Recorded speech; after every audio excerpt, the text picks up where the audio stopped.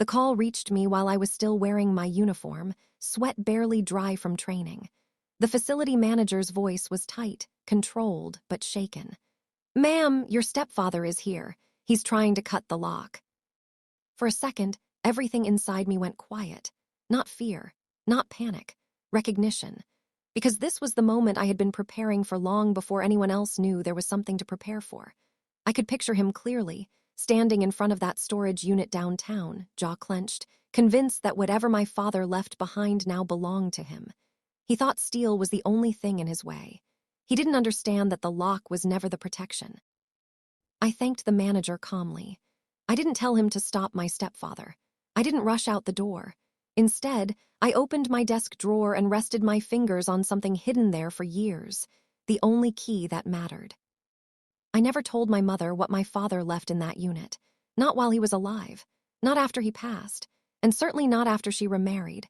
Some people think secrets come from fear or shame. Mine came from instinct, the same instinct that keeps you alive when you're trained to read danger before it announces itself.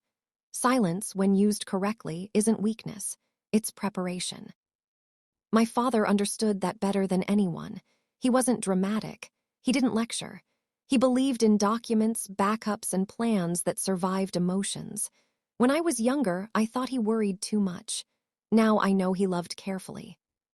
When he died, grief came first, the kind that leaves rooms feeling off balance, like furniture has been shifted slightly out of place. But grief wasn't all he left me. He left instructions, a folder, a key, and a single sentence written in his neat, deliberate handwriting: "Don't explain, don't rush, let people reveal themselves."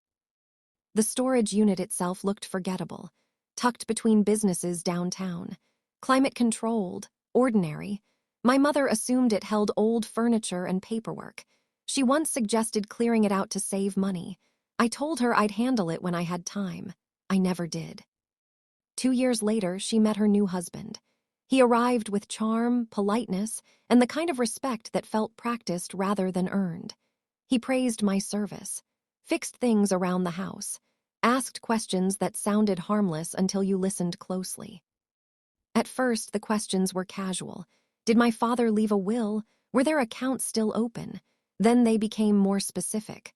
Why had my father kept a storage unit so long? What was in it? People who have nothing to gain don't inventory what isn't theirs. I didn't confront him. I didn't warn my mother. I documented everything.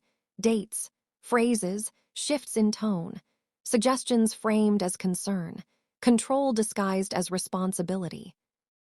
I arranged with the storage facility that only I could access the unit. No exceptions. Extra locks. Additional safeguards my father had suggested years earlier. And something else. Something invisible unless you knew exactly where to look. My stepfather never did.